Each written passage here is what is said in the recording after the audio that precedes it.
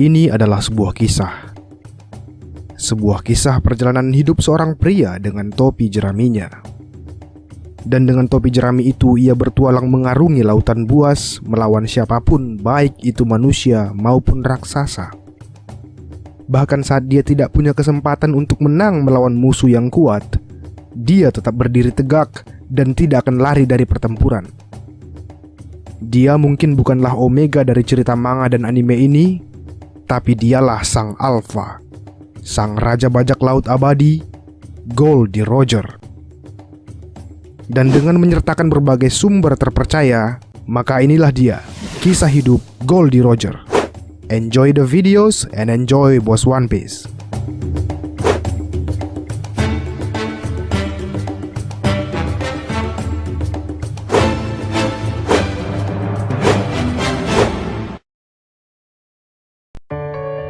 Goldie Roger lahir pada tanggal 31 Desember di Kepulauan Polestar, tepatnya di kota Locktown, East Blue.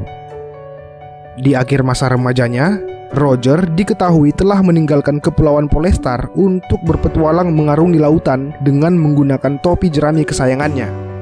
Dan pada saat remaja itu pula, di pantai Locktown, dia bertemu dengan seorang pria yang bernama Silver Relic, seorang pria sebatang kara yang rumahnya baru saja terbakar. Dan karena ia tidak punya tempat tinggal, lantas Relic mencuri sebuah kapal untuk tempat tinggalnya.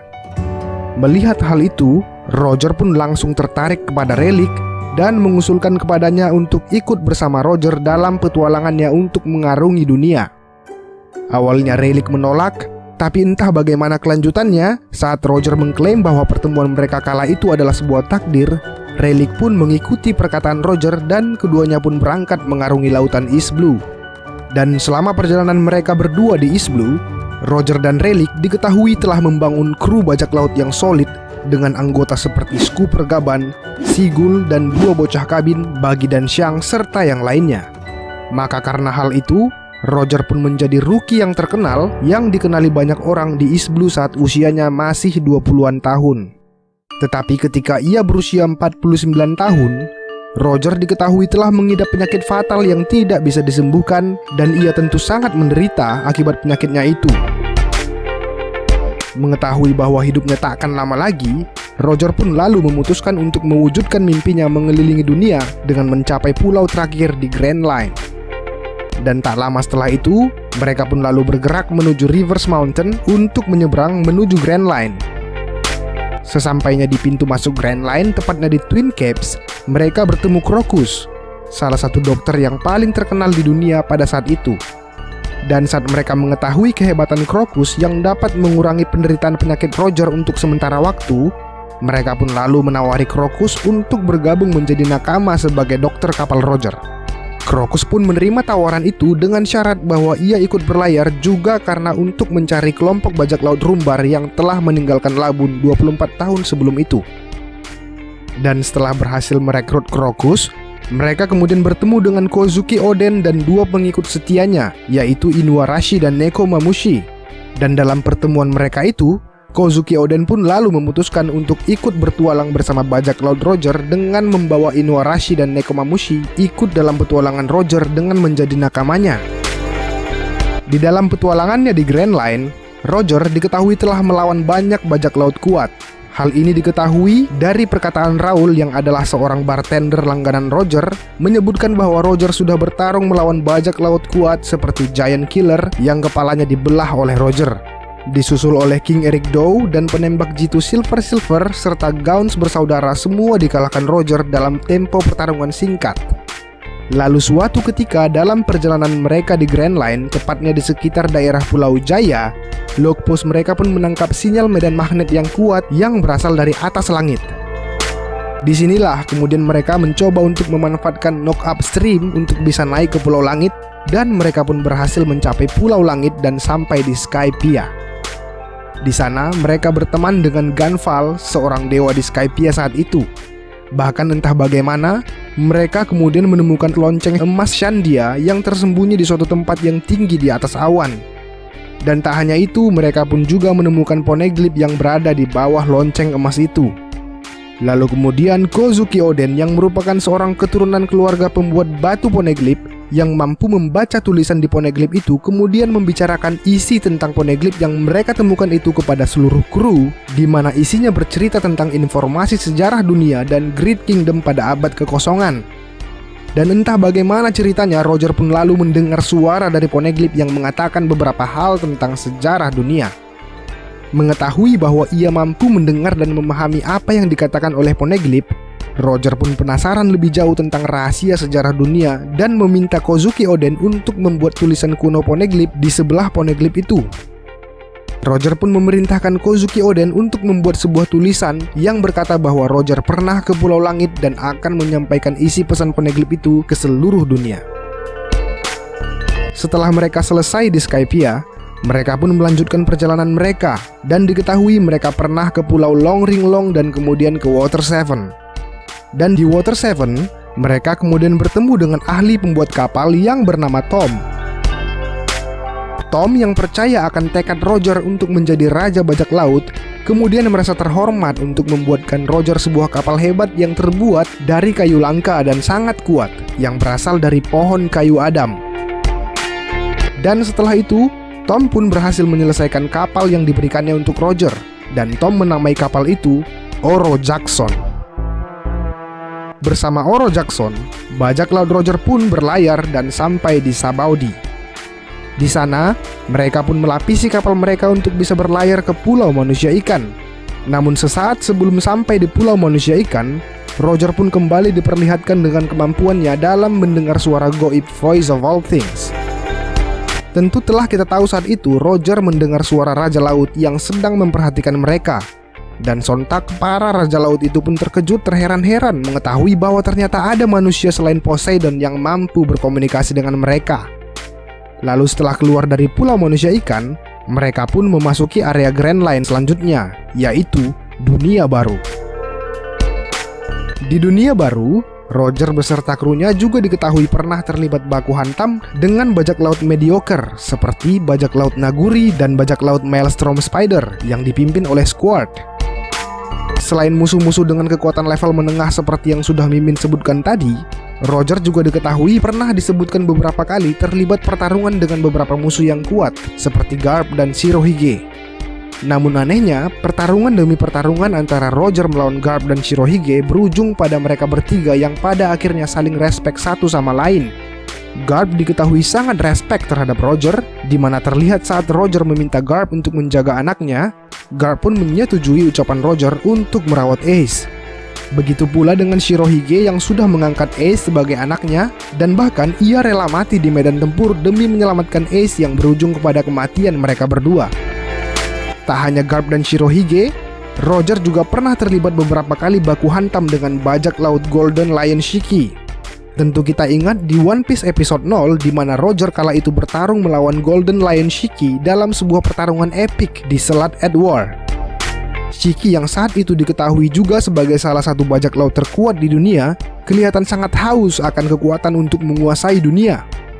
Dan dalam pertarungan mereka itu, entah bagaimana Shiki kemudian menyebutkan bahwa Roger telah mengetahui keberadaan tentang salah satu senjata kuno. Dan kemudian Shiki pun mengundang Roger untuk bergabung bersamanya menguasai dunia dengan menjadi wakil kapten bajak laut Golden Lion Shiki. Ini merupakan sebuah harga mati karena saat itu Roger sudah dikepung oleh armada terkuat bajak laut Golden Lion Shiki. Dalam arti hanya ada dua pilihan untuk Roger: terima tawarannya dan kemudian beraliansi, atau tolak tawarannya dengan konsekuensi tentu mereka harus berjuang mati-matian melawan armada Shiki yang banyak itu. Dan voila! Roger pun menolak mentah-mentah tawaran Shiki itu karena Roger tak tertarik sama sekali dengan kekuasaan. Mereka pun lalu bertarung, dan pertarungan epik ini pun dikenal oleh orang banyak dengan nama Perang Edward. Dan dalam pertarungan mereka, tak ada yang bisa menyangka pertarungan ini. Karena saat hampir semua orang mengira bahwa Roger akan kalah karena jumlah pasukan dan armada yang sangat tidak berimbang, namun entah bagaimana sebabnya, Roger beserta para krunya pun terselamatkan dalam pertempuran ini karena cuaca yang berubah secara ekstrim yang menyebabkan badai besar yang hampir menenggelamkan seluruh armada Shiki, termasuk Shiki sendiri yang mengalami kecelakaan aneh akibat pertempuran yang tentu memaksa Shiki untuk mundur dari medan perang. Dan 2 tahun kemudian setelah perang melawan Shiki, Roger beserta para kru pun berhasil melakukan suatu hal yang dianggap halayak ramai sebagai hal yang mustahil. Ya, Roger beserta para kru telah berhasil menaklukkan keganasan lautan Grand Line dan sampai di pulau terakhir Grand Line. Ia pun berhasil mewujudkan mimpinya dan orang-orang pun mulai memanggil Roger dengan sebutan Raja Bajak Laut. Namun anehnya, di pulau terakhir Grand Line kala itu, mereka menemukan poneglyph yang memberikan informasi dan rincian tentang kerajaan kuno serta lokasinya. Well, perlu kita ingat bosku bahwa Rio Poneglyph itu berisi tentang fakta sejarah dunia dan senjata pemusnah massal. Namun untuk mendapatkan itu semua, segala informasi maupun petunjuk dari satu poneglyph ke poneglyph lainnya itu harus terhubung satu persatu bagaikan pesan berantai. Nah, Roger yang dalam petualangannya sudah memecahkan beberapa pesan berantai dari Rio Poneglyph itu pun kemudian berhasil menemukan rantai pesan terakhir dari poneglyph yang mereka temukan saat berhasil mencapai pulau terakhir di Grand Line itu. Dan seperti yang sudah Mimin sebutkan tadi, di dalam poneglyph itu akhirnya mereka menemukan rincian jelas tentang sejarah dunia dan senjata pemusnah massal yang berada di sebuah pulau. Ya, sebuah pulau misterius yang belum diketahui orang sebelumnya, di mana untuk menemukan pulau itu maka diharuskan bagi siapapun yang ingin ke sana untuk memiliki keempat poneglyph merah yang dinamai Road Poneglyph. Yang mana keempat Road Poneglyph itu akan mengarahkan kepada satu titik koordinat di mana pulau misterius itu berada. Dan ya, pulau itu dikenal dengan nama Pulau Raftel. Sebuah pulau tempat di mana seluruh misteri dan sejarah dunia beserta senjata pemusnah massal akan terungkap di sana. Roger yang sangat penasaran dengan Pulau Raftel itu kemudian memutuskan untuk memperpanjang perjalanannya sedikit lebih lama untuk menemukan keempat Road Poneglyph demi berhasil untuk mencapai Raftel. Syukurlah kemudian Inuarashi dan Nekomamushi memberitahu Roger bahwa salah satu Road Poneglyph ternyata berada di kampung halaman mereka, yaitu di Zou.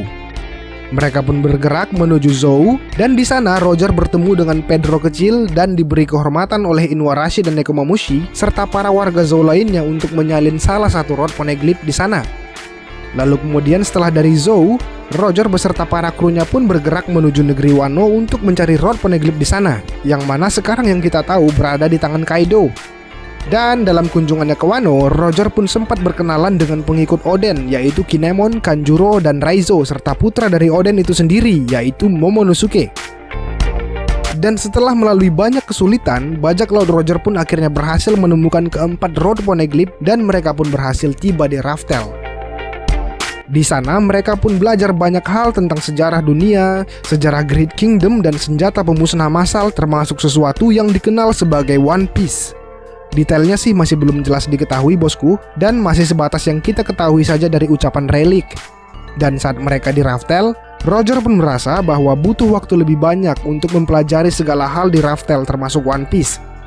Dan mengetahui bahwa penyakitnya sudah sangat parah saat itu, Roger pun memutuskan untuk tidak lagi berurusan dengan One Piece dan menganggap bahwa dirinya bukanlah orang yang ditakdirkan untuk memecahkan One Piece dan seluruh misteri di dunia ini.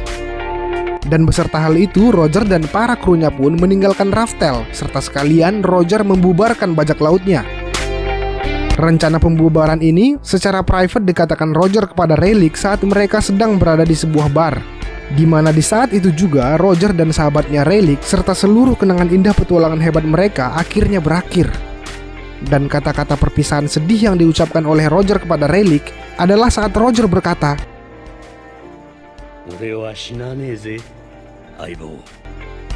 ya, terlihat sekali memang semangat Roger untuk hidup masih sangat kuat saat mengucapkan kata-kata itu kepada Rayleigh. Dia sepertinya masih ingin hidup lebih lama lagi dan berjuang keras untuk melawan sakitnya. Dan menjelang tahun-tahun terakhir hidupnya, Roger pun seperti yang sudah kita tahu pernah mengunjungi Pulau Baterilla di South Blue. Di sana, Roger bertemu seorang wanita muda bernama Portgas di Road, dan dalam pertemuan mereka, kedua insan itu pun saling tertarik dan jatuh cinta satu sama lain. Dan setelah beberapa saat menikmati indahnya cinta bersama sang kekasih, Roger pun memutuskan untuk pergi dari pulau itu serta meninggalkan Rogue di sana. Hal ini tentu wajar bagi Roger yang mana saat itu ia adalah seorang raja bajak laut. Tentu tak boleh terlalu lama berada di suatu pulau. Maklum bosku, saat itu ia adalah incaran bagi angkatan laut dan juga ancaman terbesar bagi pemerintah dunia akibat hal-hal yang ia ketahui di Pulau Raftel. Ditambah lagi, keselamatan Rogue kekasihnya pasti akan terancam jika ada yang mengetahui hubungan mereka. Apalagi saat itu Rock sudah diberikan benih kualitas super oleh Roger. Nah, hal inilah yang membuat Roger secara terpaksa harus meninggalkan kekasihnya serta anaknya Ace yang sedang berada dalam kandungan.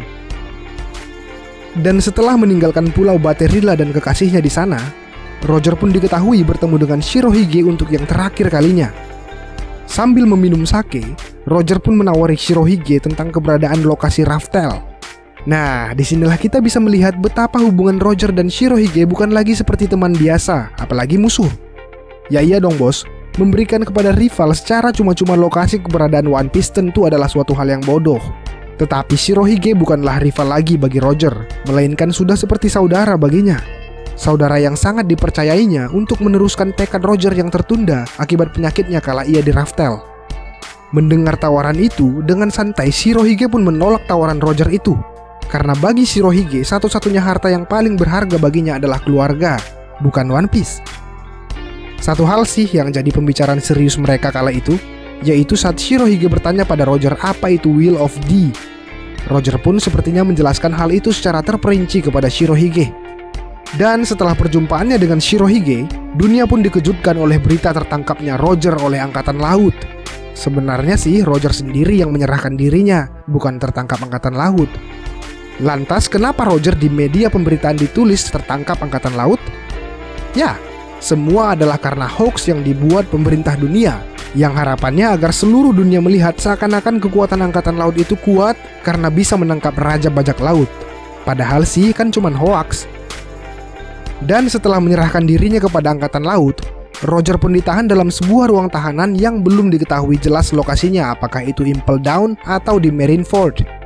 Lalu dalam masa-masa penahanannya sebelum dieksekusi, Monkey D. Garp pun sempat mengunjungi Roger dan mereka pun berbicara secara serius dan private tentang masalah keluarga Roger.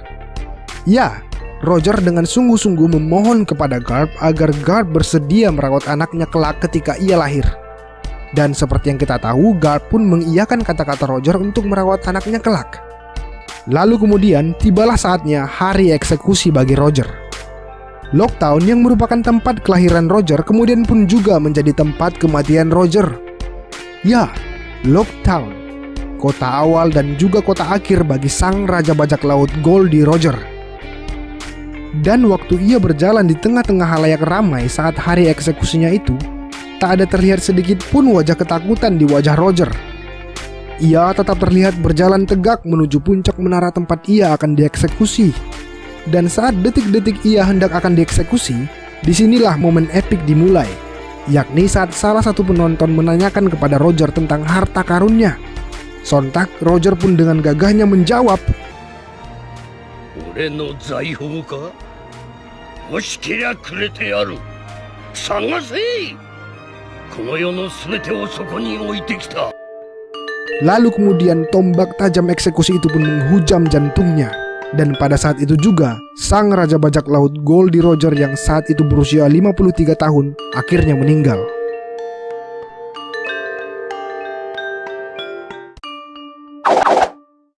Well, demikianlah bosku kisah hidup Raja Bajak Laut Goldie Roger. Jika kalian ada kritik dan saran tentang video dan channel ini, jangan malu-malu ya bosku menuliskannya di kolom komentar. Ciao!